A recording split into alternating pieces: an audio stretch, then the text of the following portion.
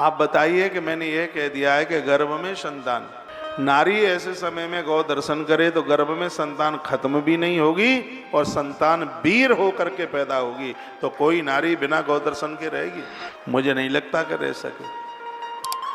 अगल बगल में कहीं दरवाजे पर अड़ोसी पड़ोसी के यहाँ वो किसी न किसी प्रकार से अपने नेत्रों से गौ माता का दर्शन जरूर करेगी। ये गाय की महिमा है। गाय हमें इंद्र बना देती है। जिसके पास गाय है, जिसके पास गौ माता है, ये ग्रंथ कहता है कि वो तो अपने आप में इंद्र बन गए। इंद्र साधारण नहीं है, ये तो देवताओं के भी सम्राट हैं, देवताओं के भी देवता हैं। तो क्या कहा गया, एक बात और लिख लें, मैं प्रार्थना पूर्वक कहूँगा।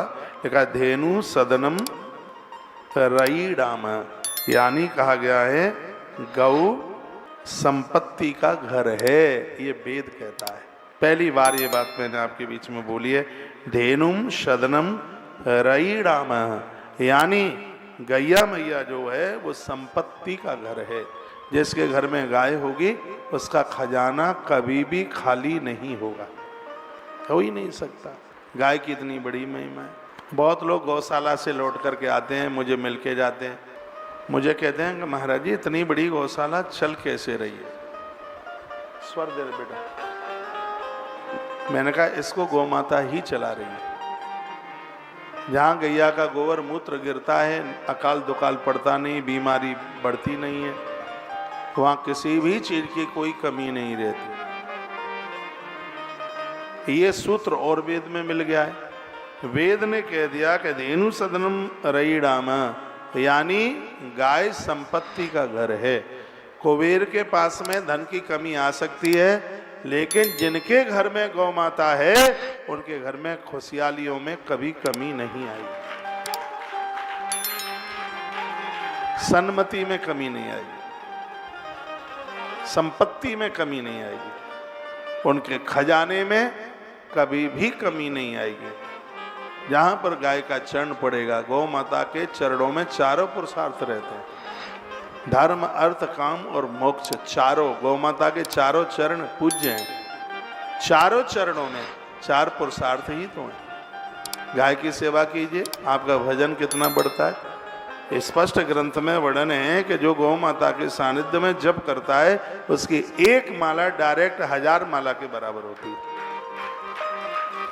जहाँ गैया निकलती है उसकी परछाई पड़ती है, उसकी हुंकार, जहाँ बैठ के उसका दर्शन होता है, जहाँ उसका गोबर और मूत्र गिरता है, ऐसी जगह पर एक माला का जप कर लें तो एक माला सीधे के सीधे 1000 माला के बराबर होती है। सीधा 1000 गुना उसका महत्व होता है। इतना बड़ा महात्म्य है गाय का।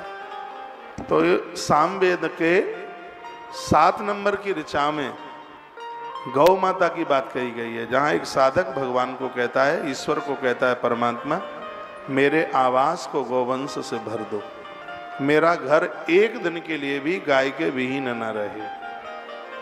आप गौदान करते हैं तो गाय को देने से पहले एक और दूसरी गाय की व्यवस्था कर लें अपने घर। खूंटा खाली नहीं होना चाहिए। वैसे भी गाँवों में कहते हैं कि खूंटा खाली न रहे, तत्काल वहाँ पर यह व्यवस्था की जाती है। कहा जाता है कि बेटी को विदा कर रहे हैं तो घर में बहू लाने की व्यवस्था जल्दी की जाती है, घर बेटियों से बहुओं से खाली ना रहे। तो बड़ा सुंदर सा ये सूत्र है, धेनु सदनम रईडाम, यानी गौ माता हर प्रकार से संपत्ति का खजाना है। गाय की महिमा गाय से ही की जा सकती है। दुनिया में ऐसी कोई चीज नहीं है जिसको मैया की, गैया मैया की तुलना में रख दिया जाए। वो लोग बड़े बड़भागी हैं, भाग्यशाली हैं जिनको गौ सेवा करने का सौभाग्य प्राप्त हुआ है।